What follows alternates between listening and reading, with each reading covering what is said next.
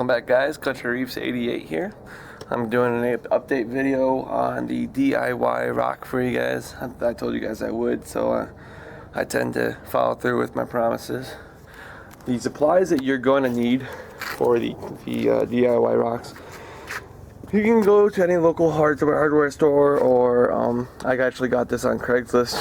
It's just sand, fill sand. And all this is for is actually just for molding the rocks. What you want to do is you want to have a hose available to you so that you can go ahead and wet the sand, and that way when you wet the sand you can sit here and you can mold any shape or size of rock you want, according to how deep you have it. These I have really deep. Like I said, I got it off Craigslist.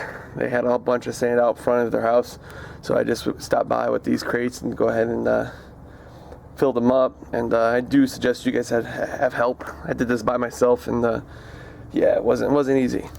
The other supplies you do want, the ingredients for the rocks. I use water softening. Some people use rock salt. You want to make sure it's 99.7 pure salt. And I usually get the coarser brand. It's got a little bit bigger of a pellet size to it, and that way it leaves a little bit more porous holes in your rock, creating a little bit more caves and caverns and stuff in there for you. And that way all sorts of bacteria and live life can get in there. Also, some people they swear by the white Portland cement. On the other hand, I'm using type 2 Portland cement. I really think that it really doesn't really make a difference. It's going to end up turning the same color anyways. The white is a little bit whiter, but it's not noticeable. Anyways, it's going to be covered by algae anyways, or corals. Some people, they like to use crushed oyster shell. I'm not sure if you can see that. Let me zoom up for you.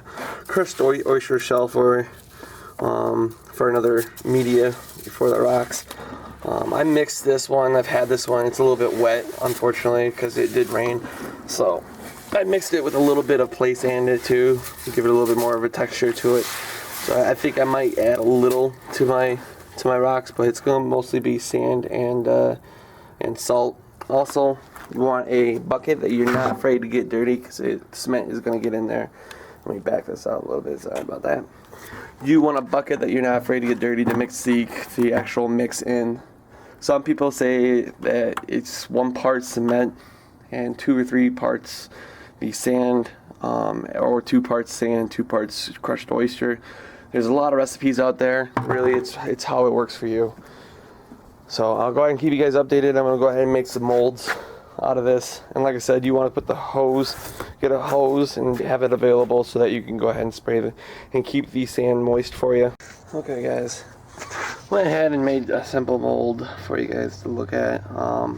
This one's gonna be a fairly large rock, probably a base rock most likely, so that I can get the rocks up off the ground, and I have to use 8 billion rocks. No, not that many. But I went ahead and I'm actually going to use some of that filler sand. It's actually not bad sand, just a little wet. Went ahead and put 1 part oyster shell, 2 parts sand, and then I'm also going to put 1 part cement. And then also, after I get done mixing all of this up and get the water in there, and the mix is like an oatmeal based mix with consistency of water, I'm going to go ahead and put the salt in. You do not want to add the salt in right away. You actually want to do it right before you're going to put it into the mold. Because if you put the salt in before, the salt's going to start deteriorating, start melting away, or not melting, but dissolving into the blend, and actually can ruin the cement. You actually want to do that last. That way the salt is the biggest portion of it, of the actual form of the salt, and that way you get bigger porous rocks for you guys. Okay, guys, I'm back. Went ahead and put the mix into the mold for you to show you. This is all the way to the bottom. I'm not going to fill it all the way to the top, because what I want to do now is I actually want to lightly push back the sand onto the actual mold And that way, because what happens is the concrete needs to be wet. Some people say all the way up to 3 to 4 weeks. And able to keep it nice and wet and moist, you actually want a moist sand. So every morning or every day, I'll come out here like twice a day, maybe once a day, just depending on how dry it is outside. And I will go ahead and spray it down. Just make sure it's nice and moist and wet. Maybe put a plastic bag or something over the container to try and keep the moisture inside. And that way, the cement actually cures fully, and it'll harden up quicker, because cement actually does need moisture. I know it's very surprising, but cement, it does need moisture to cure faster. And I've also heard that if you do it this way, it also minimizes the cure time to start dissolving the salt and all of the to get the pH down lower, because after we get all this done, it needs to go into a separate bucket full of water to let the salt and the pH leach out of the rocks, so that when you do put it into your actual saltwater reef or freshwater tank, it will not leach into your tank. Okay, I'm back. I just wanted to show you guys this. This is the actual proper texture you guys want the concrete at. It's actually going to be just a little bit crumbly, not too dry but not too wet. It's like I said, it's like oatmeal. You want that oatmeal consistency, that way it's not too watery. If it gets too watery, the cement can't set up right. I know it sounds weird, all that chemical reaction and all that good stuff, but it can't be too wet, but it can't be too dry. Either way, it'll get brittle, so make sure you get the right one. If you get it too wet, go ahead and add more of your sand or your oyster shell, or maybe even more cement, or just add enough to where it's going to get to this consistency. And when adding water, I always recommend putting the hose up to your hand and opening it up just a little bit so that a little water comes out, because you don't want to add too much, because then you're just going to be a back and forth battle trying to get the right consistency. Okay guys, I went ahead and made the rest of the molds for you. There are certain things that I would like to go over right now to try and explain to you all the sorts of shapes and sizes you can make.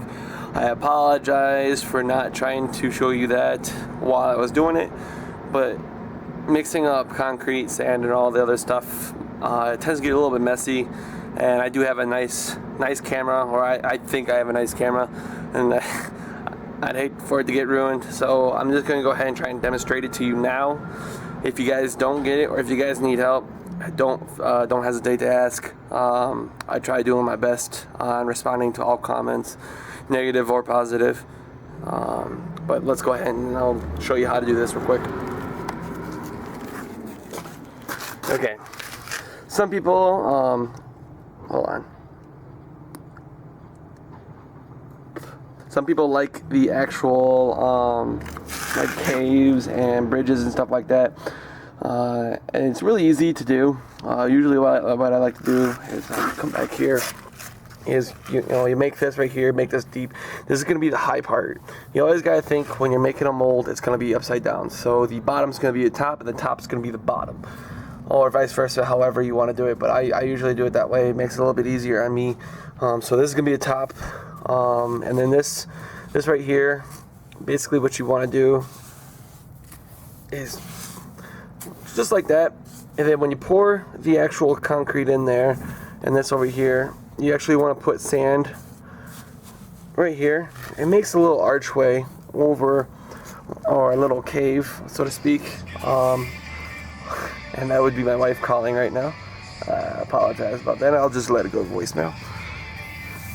Let's see, and then what you want to do is when you if you want to make a cave, just like for cave dwelling fish or invertebrates, you just put half of the concrete or the agro mix right here, half of it, and then what you want to do is you want to put a little bit of sand right in the middle, and then on top of it in the middle on the outer edge. That way it creates like a little cave right here, and then you actually want to put more concrete on top of that, or surrounding it and on top of it. And what happens is there's no actual concrete mix in the sand itself. So when you go ahead and pull it out and you wash it off, that loose sand will actually let go, creating a nice little cave for you. Like I said, if you guys have any other questions, just go ahead and feel free to ask me. I'm always here for help. I'm doing the best I can right now. Sorry about the video quality. It's kind of hard doing this with only one hand. But if you guys have any questions, feel free to ask.